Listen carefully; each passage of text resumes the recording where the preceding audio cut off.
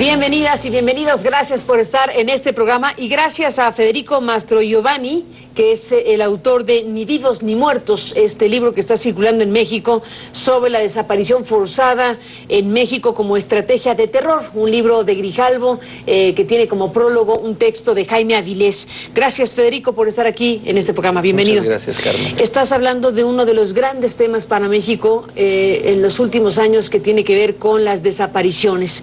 Estamos hablando de desapariciones forzadas de miles de personas y cuando digo miles voy al tema de que ni siquiera tenemos realmente claridad de cuántas personas puedan haber sido realmente en los últimos años desaparecidas en México. Lo que sí queda claro es que son miles porque, como decíamos antes de empezar este programa, Federico, están las contradicciones en las cifras oficiales o la falta de claridad incluso de la concentración de datos por parte de las autoridades en México.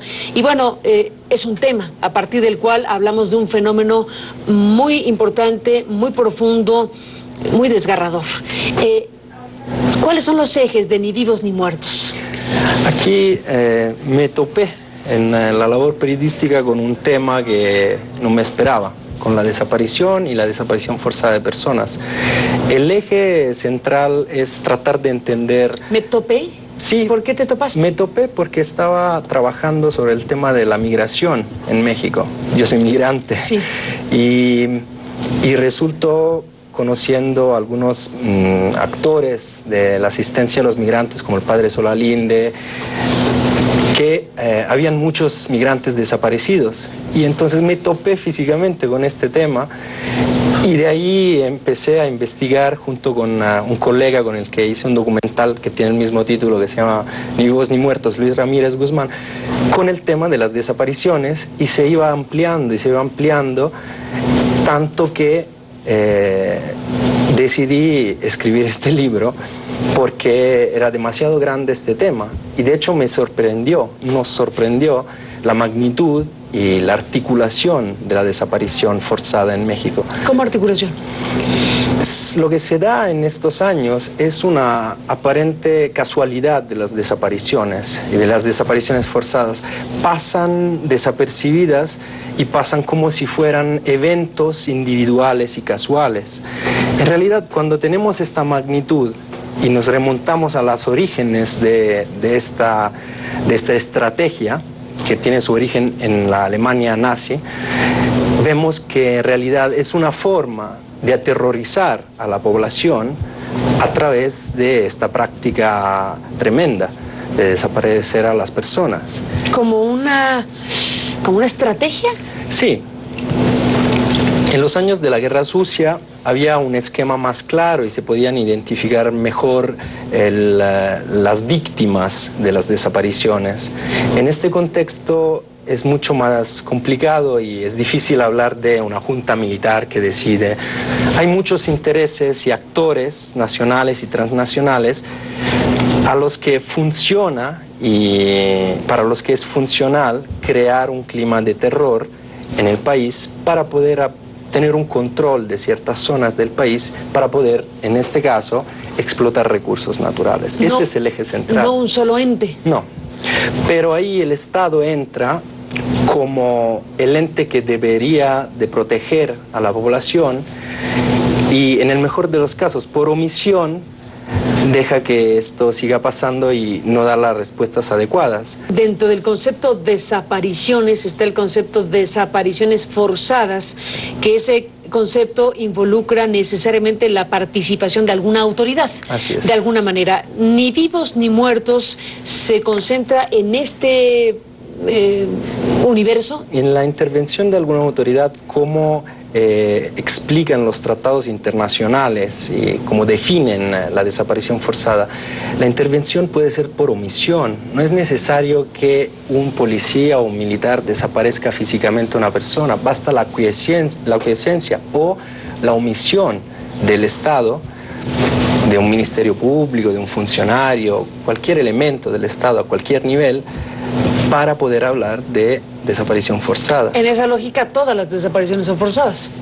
Según yo, según muchas de las personas que yo entrevisté, sí, muchas de estas son desapariciones forzadas, porque el Estado debería de proteger a la población y en lugar de hacer esto, en muchos casos, simplemente no actúa, no interviene. Hay otro tipo de situaciones, te pregunto si Ni Vivos ni Muertos lo contempla, otro tipo de situaciones donde la desaparición de personas puede estar relacionada con la actividad criminal del narcotráfico o de las muchas variantes del crimen organizado que también tienen en la desaparición forzada una parte de su mecánica. Claro que sí, hay muchos casos, algunos de ellos en el libro, de desapariciones de migrantes y además los números que tenemos de los migrantes son aún más confusos de los mexicanos. El tema de la desaparición tiene que ver con la trata de personas, con el trabajo forzado, con el rescate, y etcétera. Y tienen que ver, obviamente, los grupos criminales de la delincuencia organizada. En muchos casos tiene que ver la delincuencia organizada, pero yo no me enfoco en la parte de la droga. Para mí la droga no es el problema principal. La droga es uno de los temas. Los temas de los recursos naturales y de la trata de personas y de la prostitución, etc. Esos temas son muy vigentes y no se habla mucho de este aspecto, pero si consideramos el incremento de desapariciones forzadas en estados como Coahuila, Nuevo León, Tamaulipas, donde, por ejemplo, está la cuenca de Burgos, o otros estados donde hay recursos de minería, de hierro, de oro, de plata, de agua, ahí hay incrementos muy grandes de desapariciones en general y desapariciones forzadas, y tiene sentido porque siempre en todos los lugares donde se ha dado la desaparición y la desaparición forzada se manejaba este tipo de práctica para generar terror y para poder controlar el territorio a través del terror. Entonces tiene sentido que sea funcional para esto, es una hipótesis. Y es un llamado al diálogo también con las instituciones, porque todos tenemos como referencia las instituciones, y entonces, siendo este un tema universal, cualquiera de nosotros que esté en una situación como la que está viviendo México, pero como han vivido otros países, debería de sentir la necesidad de pedirle ayuda al actor institucional que debería de protegernos todos. Es un tema enorme, desde luego, Federico. Déjame hacer una pausa y regresamos en esta conversación a partir de este texto que está circulando, Ni Vivos ni Muertos, la desaparición forzada en México como estrategia de terror. Volvemos después de la pausa.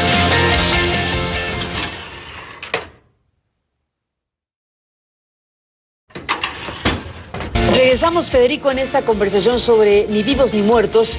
Y bueno, nos quedamos conversando precisamente en el corte sobre esta hipótesis, esta tesis, una de las tesis que engloba tu texto y que tiene que ver con la desaparición como una estrategia entre criminal, empresarial. Es una mezcla la que tú estás planteando en esta lógica de pensamiento. Sí. Basta ver cuáles son las consecuencias de las desapariciones forzadas. Un territorio donde hay un índice de desaparición muy alto, la población está aterrorizada, no es que tenga miedo, está paralizada por el terror.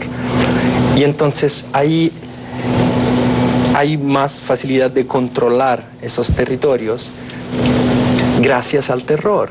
Y no habrá oposición, por ejemplo, a megaproyectos. La gente no se puede organizar en un contexto de terror. ¿Qué es lo que hacía la Alemania nazi con las desapariciones forzadas? El plan Noche y Niebla, Nacht und Nebel, es la primera vez en el siglo XX en que se da la desaparición forzada como una estrategia formalizada. En 1941, para aterrorizar y para paralizar la oposición y la población en general. Entonces, cada vez que se da este tipo de fenómeno, la consecuencia es que los familiares te dicen, yo no voy, no es como matar a alguien. Si te matan a alguien, puedes elaborar el duelo y puedes seguir adelante, pero no saber qué ha pasado con tu hijo, con tu hermana, con Terrible. tu mamá, te paraliza para siempre. En esa lógica, bueno, difícil saber de los miles de desaparecidos que hay en México, la cifra que se quiera tomar, y ahorita hablamos de las cifras. Estamos hablando de un fenómeno muy extendido, muy prolongado, muy profundo en México. Se habla de cifras entre 27.000, la más alta de 2013, ahora últimamente salieron otras cifras y ninguna de ellas es definitiva y ninguna de ellas es totalmente confiable, porque en realidad no se tiene un registro general, federal de la desaparición forzada. Está la cifra, por partir de algún punto, la cifra que se reconoció al principio de este sexenio, y es una cifra que se supo había dejado, digamos, puesta ahí en los archivos oficiales que después se revelaron, de 27,000 desaparecidos. Una cifra que primero fue reconocida por el gobierno en términos generales, después se dijo que vendría una depuración de esa cifra. No ha habido hasta el momento una claridad respecto a cómo se realizaría o cómo se realizó esa depuración. Vino una declaración de la Procuraduría General de la República donde ya hablaba de 13,000 desaparecidos. Uno da por entendido que es la cifra depurada, aunque después vino una declaración de la Comisión de Derechos Humanos que hablaba de 24,000, si no me equivoco, en una cifra que asume la CNDH como propia, y luego vino una declaración de Miguel Ángel Osorio Chong, el secretario de Gobernación, que decía que solo, muy entre comillas, habría 8,000 desaparecidos. Lo que podemos ver en este fin de semana, consultando la revista Proceso, Federico, es esta entrevista que Marcela Turati le dio, la entrevista que le dio Ricardo García Cervantes, el recién renunciado o renunciante Ricardo García Cervantes, que fue su procurador de Derechos Humanos de la PGR. En esta entrevista de Ricardo García Cervantes con Marcela Turati, habla de las cifras y dice que al inicio del sexenio eran 26,121 y terminó en 8,000 según la Secretaría de Gobernación, aunque la PGR habla de 13,000. Y bueno, él hace una referencia acerca de estas cifras diciendo que las de 8,000 son las de este sexenio. Lo último que se tendría respecto a este sexenio, sobre la disparidad en las cifras, dice que las 13,000 desapariciones a las cuales se refería Murillo Karam son del sexenio calderonista. Las 8,000 que mencionó el secretario Miguel Ángel Osorio Chong son las acumuladas en este sexenio. Bueno, ahí dejemos el asunto. 13,000 del sexenio calderonista ya depuradas por este sexenio. Altísima cifra. Y 8,000 en este sexenio, o sea, 13 más 8... Si muchas de ellas son desapariciones forzadas, el tema de la desaparición forzada, cómo lo definen los tratados internacionales que México ha firmado, implica que es un delito continuado. Entonces, cada día se sigue cometiendo el mismo delito hasta que se encuentren las personas desaparecidas o hasta que se encuentren sus cuerpos. Entonces, en realidad no importa de qué sexenio estamos hablando, porque puede ser el sexenio pasado, el antepasado o las desapariciones de los años 70, pero si es un delito continuado, se sigue cometiendo. Entonces, las cifras son muy altas, de todas formas son muy altas. Y además de esto, las organizaciones de familiares de víctimas de desaparición, en realidad me han estado diciendo durante estos años, es que las autoridades muchas veces se apoyan en nosotros. Somos nosotros que tenemos que hacer la investigación. Y esto ya demuestra la dificultad que en muchos casos tienen las instituciones para poder enfrentar este problema. Federico, tienes un índice en Ni vivos ni muertos, con un prólogo que se llama Desaparición forzada, el texto de Jaime Avilés, está la introducción, Casualidad de una desaparición, y luego tienes algunos capítulos, algunos con nombre, por ejemplo Alan, por ejemplo Nepomuceno, otro que se llama Sobrevivientes, otro a quien llamas Vaquero Galáctico. Cuéntanos de los casos, de lo que fuiste viendo y escribiendo. Son casos distintos, en lugares distintos del país, pero tienen el elemento común de ser casos relativos a víctimas donde se ha demostrado que había una intervención del Estado. Cuéntame de Alan. Alan es una historia que salió aquí contigo a finales de 2011. Es un caso muy penoso de un joven, Alan Israel Cerón Moreno, que desapareció en Cuernavaca el 24 de diciembre de 2011 en un barrio popular de Cuernavaca, y se lo llevó un comando armado a Chilpancingo. Luego se supo que se lo llevaban a Chilpancingo y lo desaparecieron 2 veces. La primera vez el 24 de diciembre, 2 días después Alan vuelve a aparecer, se escapa de la casa de seguridad donde estaba, llega a un ministerio público en Chilpancingo, llama a sus papás, les dice estoy aquí, vengan por mí, los estoy esperando, estoy golpeado pero estoy bien. Los papás se lanzan, llegan a Chilpancingo y Alan ya no está. Y 6 meses después, 7 meses después, encuentran su cuerpo en Chilpancingo, lo habían matado.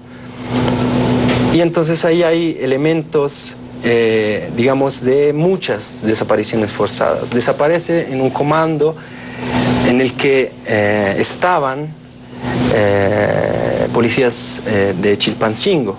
2 muertos del grupo de sicarios que habían secuestrado a Alan pertenecían a la policía de Chilpancingo, y luego desaparece en un ministerio público, que es el lugar donde se supone que lo tenían que proteger. Entonces, la intervención del Estado, sea directa o sea indirecta, es evidente.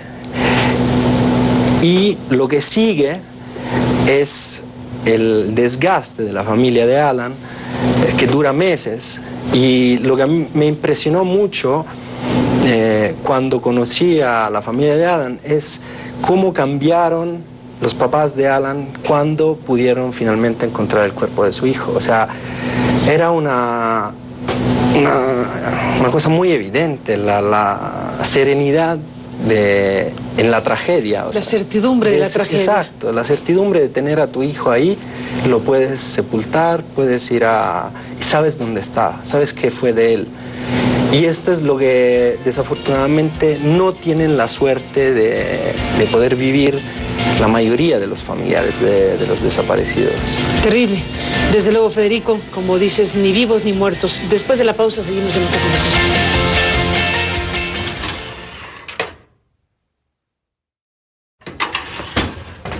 Bueno, me decías la frase ni vivos ni muertos para hablar de los desaparecidos en México o en cualquier lugar del mundo. Se le atribuye a Videla, ni más ni menos que a uno de los dictadores de la época más siniestra de la Argentina. Ese ni vivos ni muertos en voz del dictador es tremendo, ¿no? Sí, hablando a la prensa, definía así los desaparecidos en 1979. Y el cinismo era tal que no le daba importancia. Estas personas no están ni vivas ni muertas, entonces no importan. Entonces este cinismo, pero también define la condición de estas personas y define la condición en la percepción de sus familiares, que no pueden decir en ningún momento si están vivos o si están muertos. Hay una parte, bueno, tú dijiste al principio que te topaste con el tema de los desaparecidos investigando a los migrantes. Sí. Y bueno, es obvio lo que te sucedió. Migrantes y Zetas es uno de los capítulos más importantes de tu libro. Sí. ¿Asociado uno con el otro? Sí, porque los Zetas, como los grupos criminales que hay en el país, son de los actores que físicamente realizan los secuestros, con apoyos distintos o omisiones por parte de las autoridades. Y entonces se asocia, porque los migrantes centroamericanos que pasan por México y tienen que cruzar zonas de Zetas, pues evidentemente son víctimas de estos grupos. Y entonces uno de los casos, el caso de un joven en la Reina del Sur, que desaparecieron y que obligaron a prostituirse en la ciudad de Tapachula, que es la suerte de muchos de los migrantes centroamericanos, es uno de los ejemplos de lo que pasa con la desaparición de migrantes.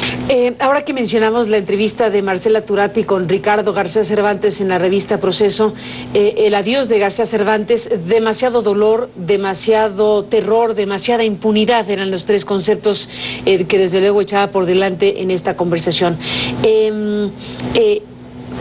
Una mención que hace García Cervantes y que tú también la contemplas en tu libro es sobre el pozolero del Teo, o le llamaban así, a un individuo que, bueno, pues tenía como tarea desaparecer cadáveres. Sí. Se convirtió el pozolero en una figura atroz, representativa de una de las prácticas más terribles de este fenómeno de desapariciones, muertes.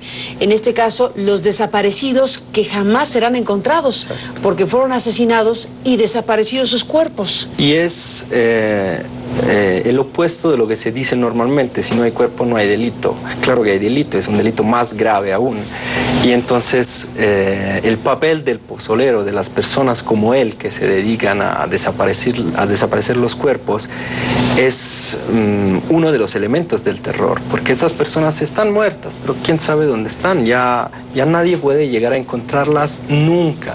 Y entonces el terror que se genera a través de eso es el terror de las desapariciones. ¿Por qué el capítulo se llama Lo que queda del pozolero?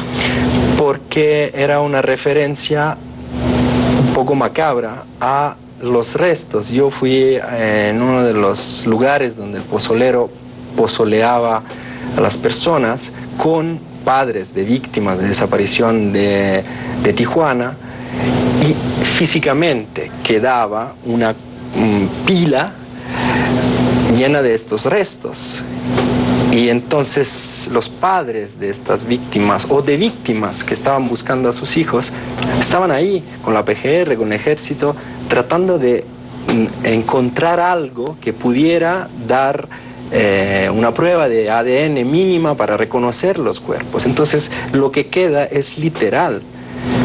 Era uno de los casos en los que encontraron lo que quedaba de esta práctica, y a mí se me hizo estremecedor ver al papá de uno de los posibles víctimas de él yendo ahí físicamente a buscar a su hijo. Y esto es lo que queda. Esto es lo que queda. Todo un asunto para México, ni vivos ni muertos, nos vuelve al asunto de los desaparecidos y las desaparecidas en nuestro país, que desde luego debe ser un tema principal para la sociedad mexicana y una prioridad para las autoridades. Gracias, Federico, por contarnos, por compartir esta investigación periodística que revela precisamente los alcances de esta terrible práctica persistente en México a lo largo de los últimos años, las desapariciones forzadas. Gracias por estar aquí para contarlo. Muchas gracias, Carlos. A ti, gracias. Y a usted que nos permitió acompañarle, pásela bien y hasta mañana.